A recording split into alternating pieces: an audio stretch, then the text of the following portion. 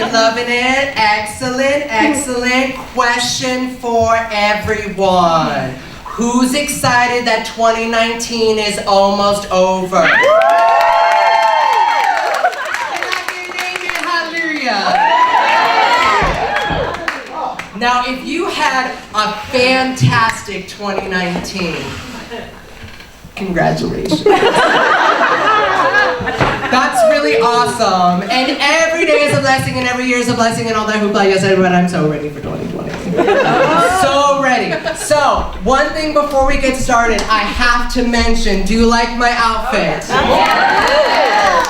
It is a Christmas tree skirt.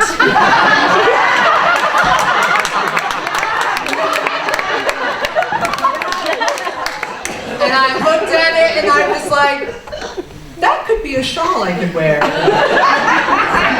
And I did. So, funny story about tonight. We choose these themes far in advance. Like a year and a half in advance. Wow. And so I was preparing for this sermon, allowing Spirit to come into my life and reflect back to me the message and how it's resonating and all the things that I am doing. However, I thought tonight's theme was conscious evolution, not consciousness evolution. And my mind had completely locked off the nest, which is a really big deal, just ask Scotland. That was a bad joke. I don't know why you laughed at that. So I prepared this sermon and I was going to talk about Darwin and the neutrality of evolution and tie it into Pokemon, and I had this whole elaborate sermon planned. Until Christmas morning, when I was taking a walk with the one Mr. Joe Tagleber, and I was rambling on about this magnificent sermon I was going to give, and he politely listened to me, and then at the end of the rambling, he said, "Joe, great job, that's awesome. Question. Does your message change knowing that the theme is consciousness evolution and not conscious evolution?"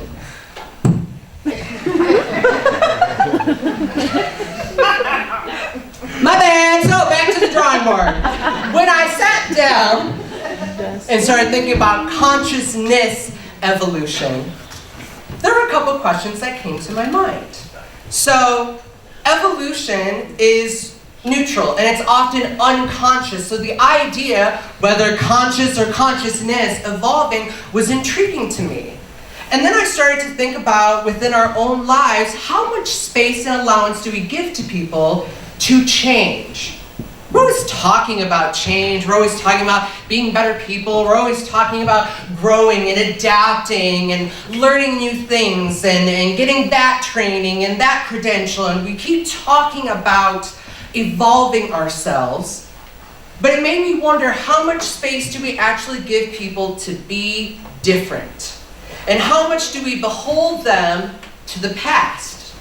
How much do we behold them to a statement they made time ago, or a belief that they had, or an action that they took, and somehow that frames in our minds who they are forever?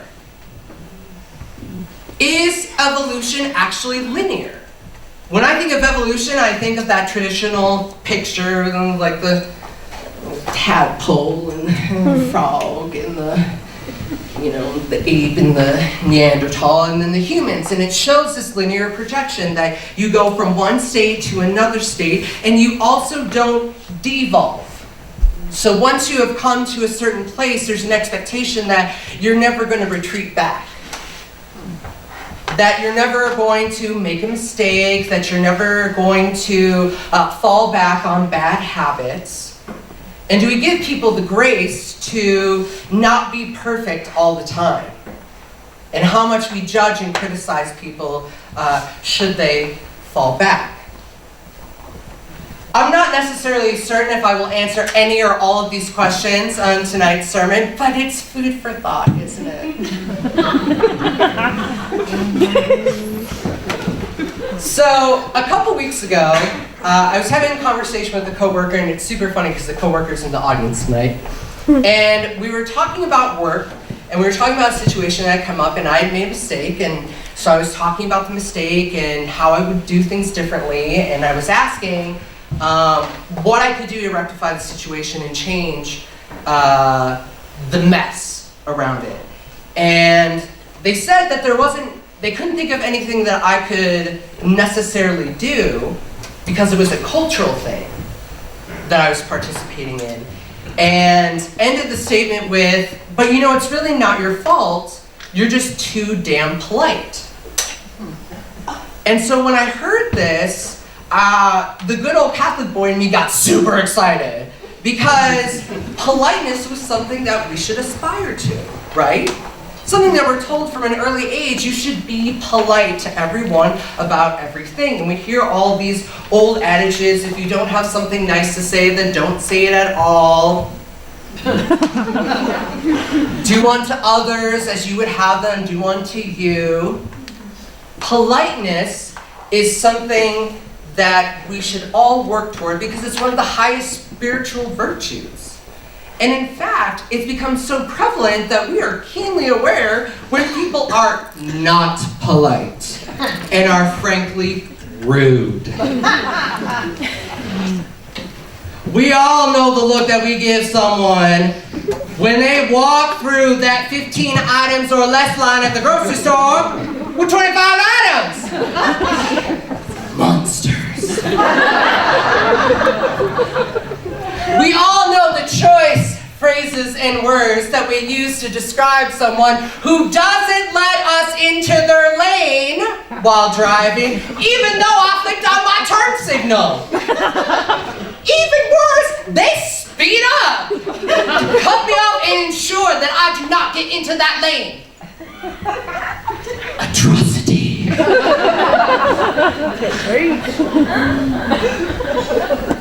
Or worse yet, someone who doesn't hold the door open for other people. I know. That's why I saved it for last.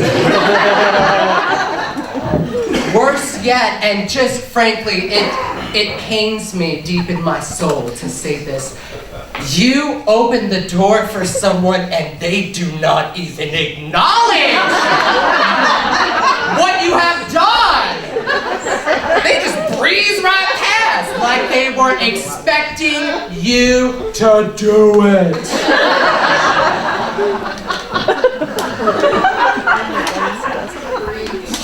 Thank you so much. I know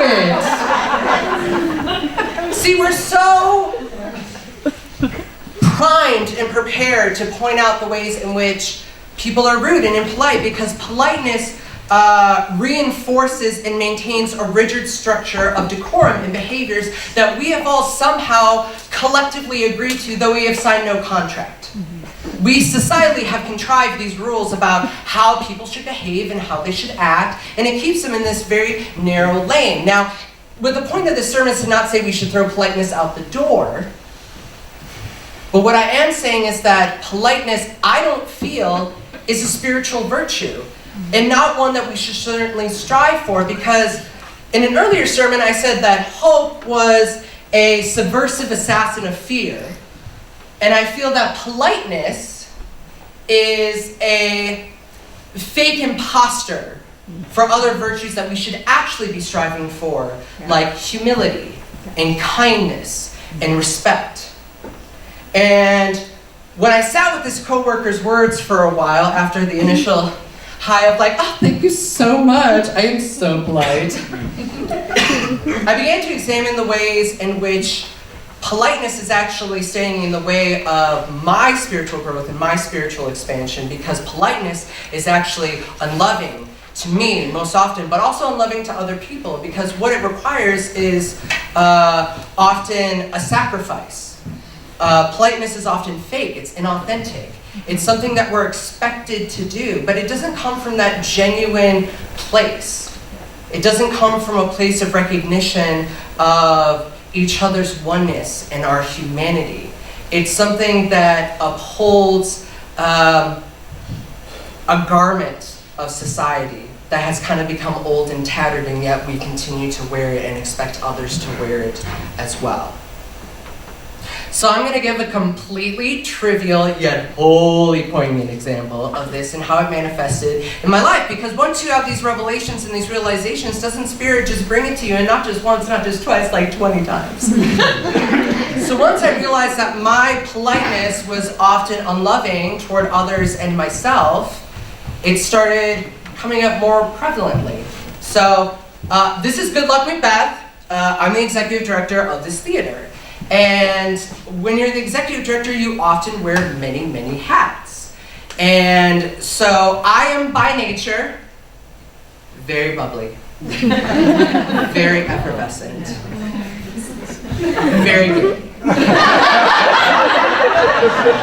But something happens when I move into work mode. When I move into work mode, especially event planning work mode, biatch face. And I don't realize it until somebody points it out to me and they're like, oh my God, like what did I do to you? And I'm just like, oh, I'm so sorry. I'm just thinking about everything that could possibly go wrong and all the possible solutions. And so my thinking face often looks like I'm mad. And I thought, when people would point this out to me, my initial reaction was to apologize. That it was my duty and expectation of me that I always maintain this sense of effervescent bubbliness. And that there's not an allowance for me to be in a space other than where I'm at, and I would begin to apologize, and I would begin to explain, and then I would begin to backtrack, and I'm like, this is so exhausting. And so, when I'm at the theater, I often house manage, and I'm also the champagne hostess with the mostest.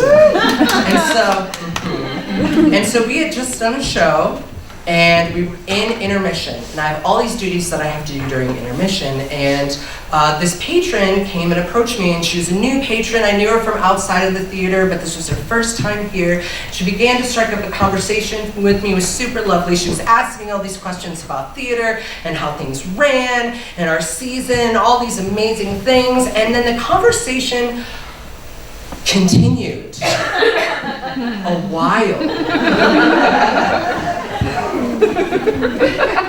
Too long? And I began to feel this tension rise up within me because I began to realize that I was neglecting all of my other duties, and I knew at some point our stage manager was going to come around the corner and be like, all right, grab pieces, where are you at? And I'm going to be like, I haven't done anything! You need to hold for 20 more minutes! And so, I began to check out from the conversation. And I wanted to leave, but I have to be honest with you all, I suck at exiting conversations. Suck at it. I can never find an opening, I can never find a window, so if you are an expert at exiting conversations, please find me after the show and teach me your ways. Because I felt this tension rising up in front of me, and in my mind, I'm like, why don't you just say, hey, this has been a really lovely conversation and I would love to continue this conversation. However, I have to get back to my duties, but let's pick this up at a later time. You know, the smart, adult, responsible, grounded in the truth thing to do. No, I did the complete opposite thing of that. I began to slowly inch away.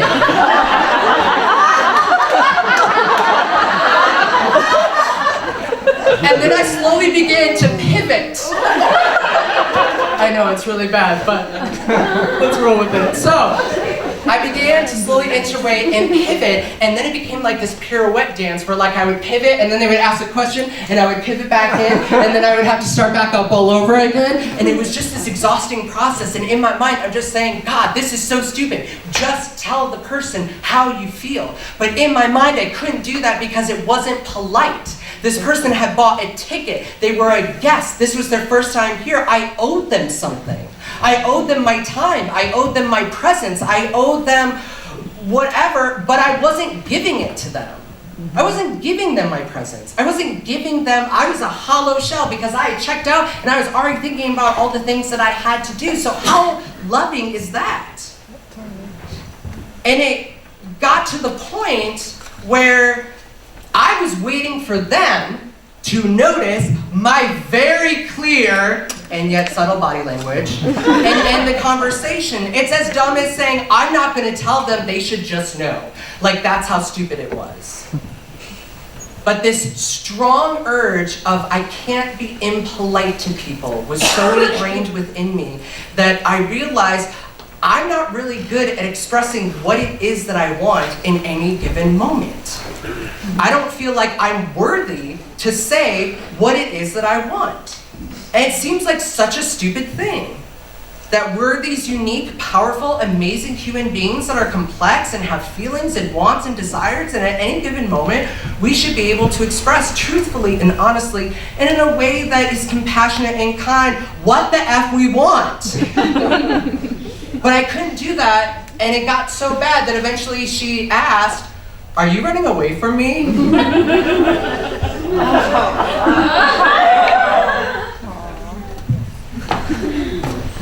Yes, and then I had to do the thing that I absolutely feared of.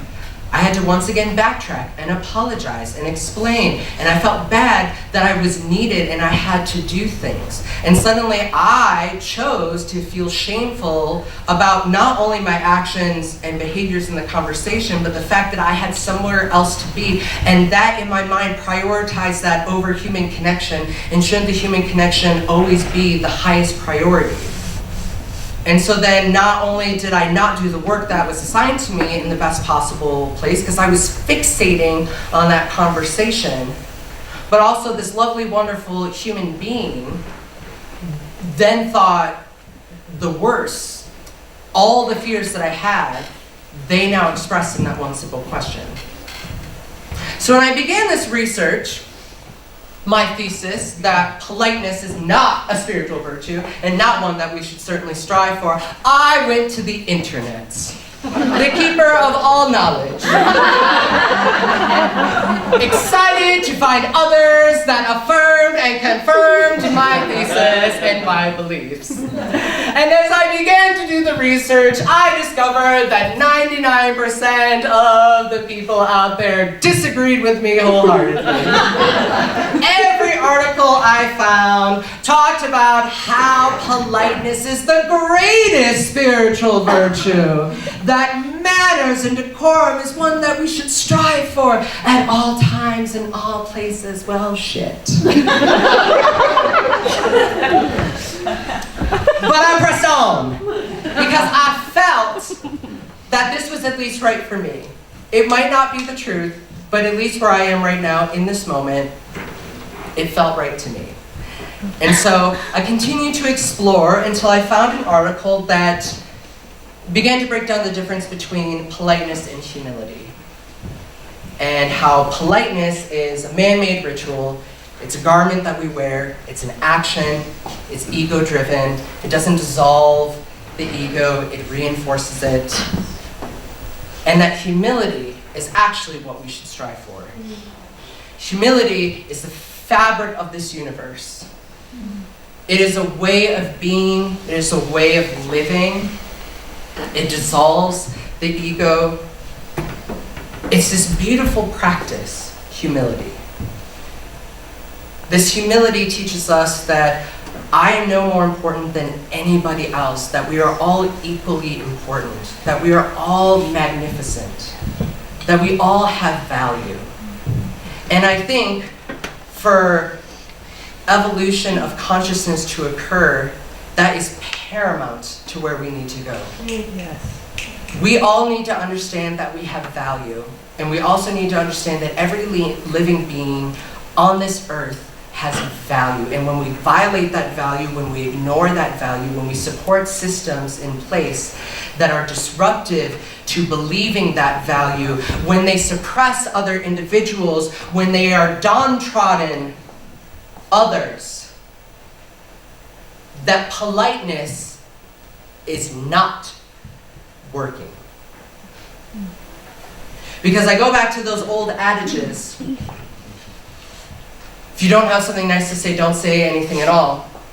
What happens if not being nice is what is needed in the moment? Do I allow someone, their racist, homophobic, sexist prejudice, because it's polite to do so, if it's around, say, a dinner table or a group of friends or out in public? Do I not say something because it might not be nice? Do I allow someone, because everyone's entitled to where they're at? See, this is the crazy thing about evolution and consciousness, is a continual paradox of allowance and choosing right action at the right time. When it is appropriate to step in, when it is appropriate to take action, when it is appropriate to be an advocate and stand as a warrior and as a fighter and stand up to those prejudices and those systems. Do unto others as they do unto you. Well, what happens if what you've known is abuse? And what happens if you routinely engage in cycles of self-abuse? How does that then permeate out? How is that then manifest in the actions and attitudes and behaviors that you then give toward other people? So when I began to look at politeness within my own life, I realized that I needed to do some internal work. There were some things that I needed to do for myself internally before I then brought that out and began doing it with other people. And there were 3 mantras that literally saved my life. Because what I often found in being polite is that we know energy can't be created nor destroyed, it must be transformed. But what happens when you store that energy and that energy clings to you? And you're not really quite sure what to do with it. And so I found these mantras to be exceptionally powerful just for reorienting my own perspective and my own viewpoints of what's happening in a situation. So, mantra the first. And I tell myself this, I cannot even tell you how many times throughout a day. That isn't loving, and I deserve love. I know it. Because here's the thing. I'm a student of real love, and this, practice, these principles have been so valuable and instrumental to my growth and understanding of wounding and how fear manifests and works within our lives.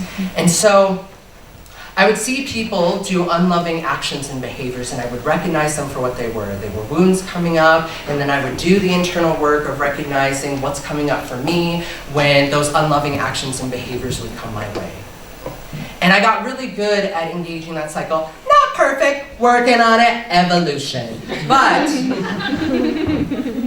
what I realized is that sometimes I needed the affirmation that what had just happened to me wasn't loving.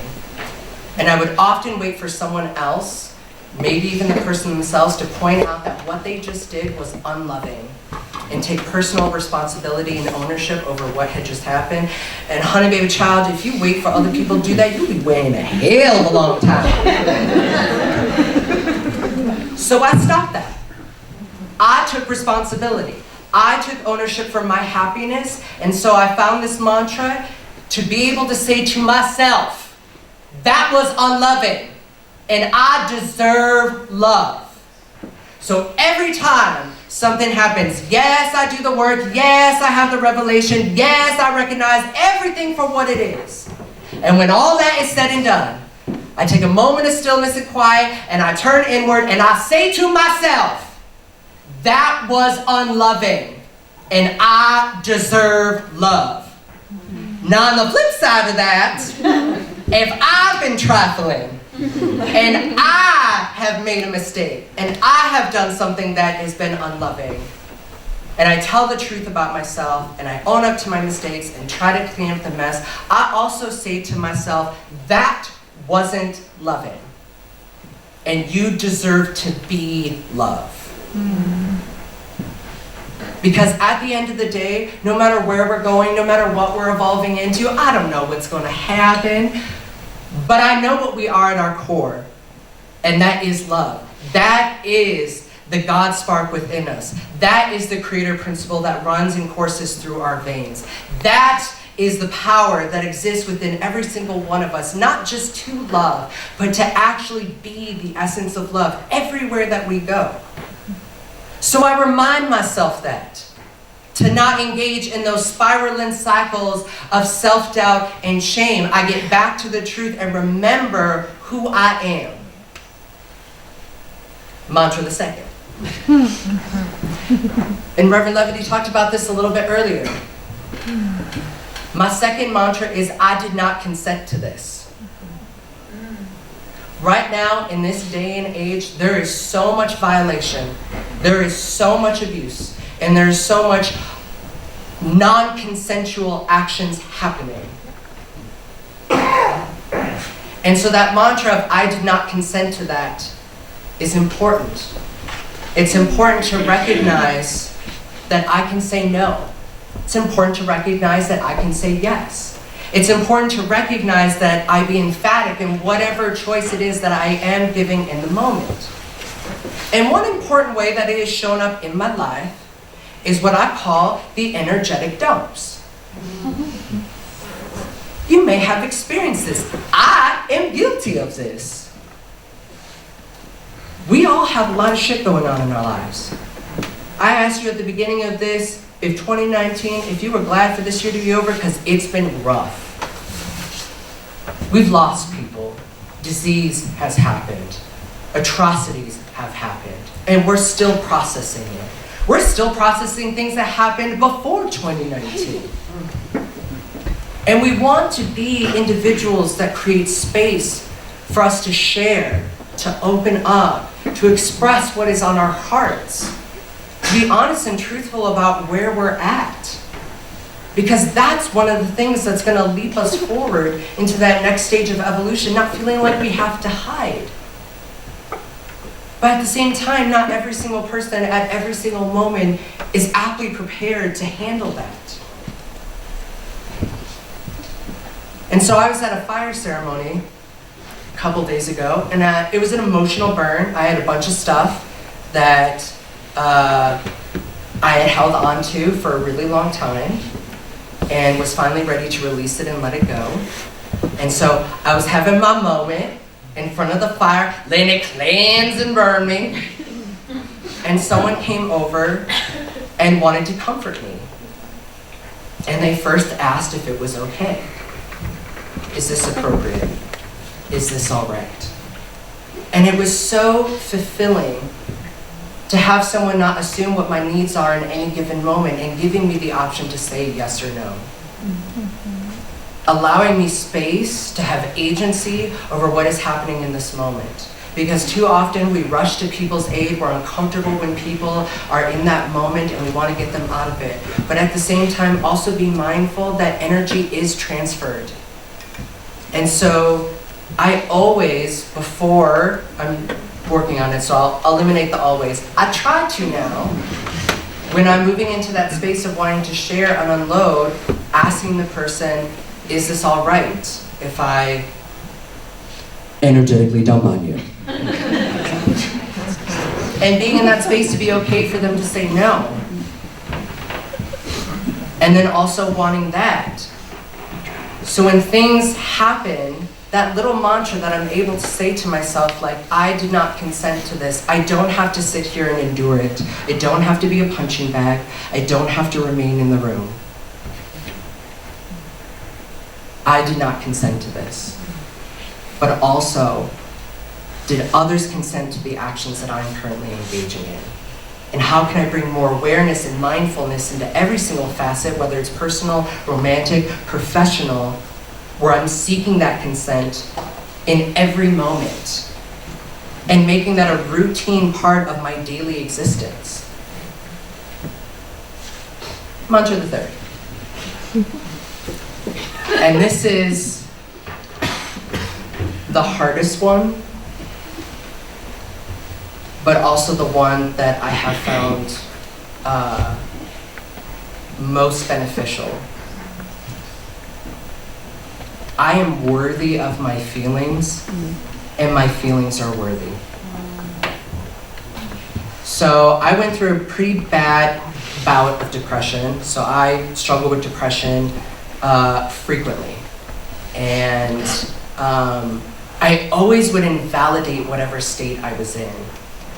So if I was depressed or angry or anxious, whatever lower vibrational feeling or energy that I had, I always felt like I was failing and it was somehow inadequate and I was doing something wrong, and I would quickly try to get myself out of it. I would also choose to allow others to invalidate my feelings in existence.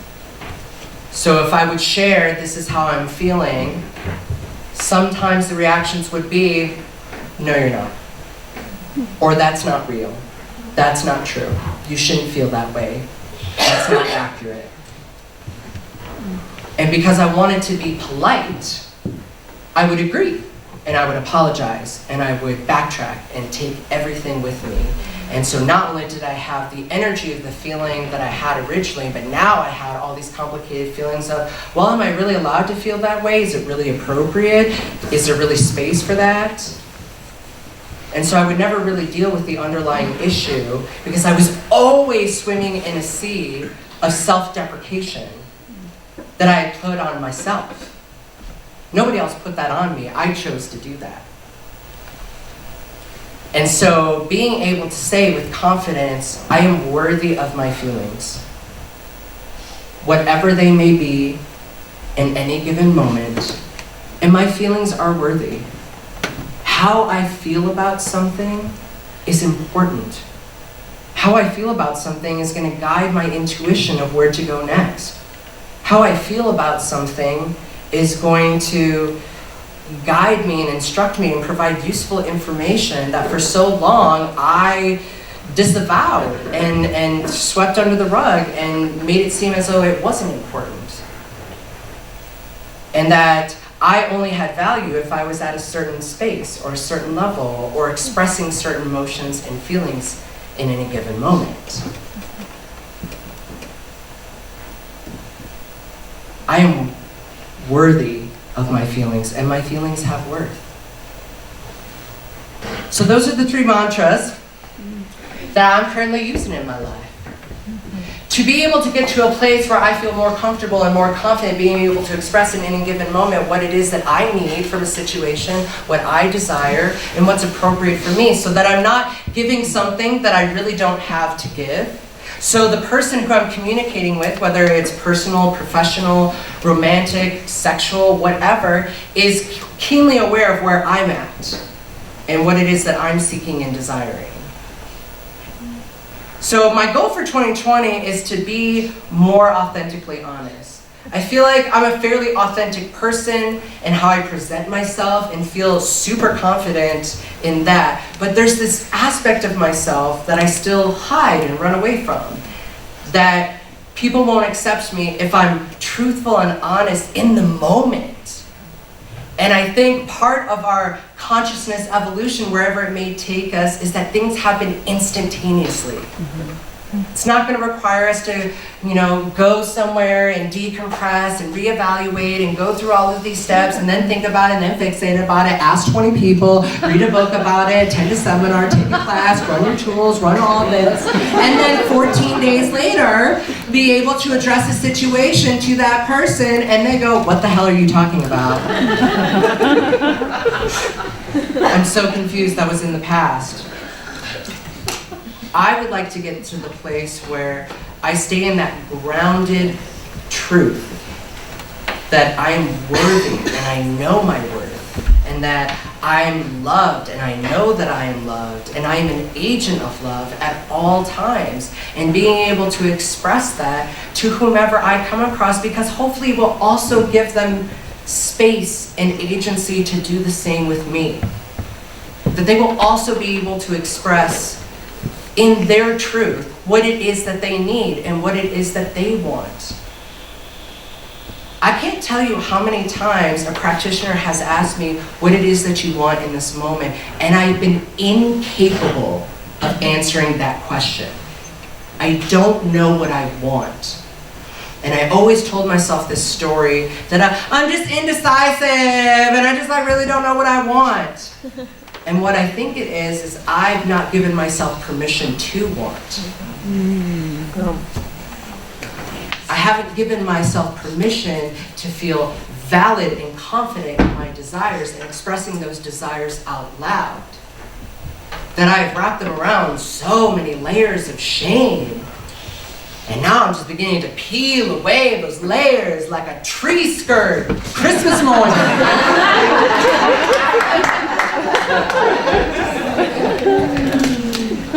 So as I begin to wrap up my talk this evening, first of all, God bless all of y'all. I'm so glad that you are here. I love every single one of you. And I hope that as we move into 2020 with this clear hindsight and clear vision, that's right, that is the slogan of 2020, clear vision. I'm Mark Walters and this is 2020. So I hope you take this with you that you have value and worth. You don't need to do anything, you don't need to prove anything, you do not need to show us your worth, but you need to start believing that you have worth and start believing that others around you have worth. We've all seen that quote from Ram Dass that's been circulating this week, treat everyone like they're God in drag. And I hear that so often. If God was walking around in drag, which I would love, if God was walking around in drag and I came across them, I would hope that I wouldn't be polite. I hope that I would be humble, that I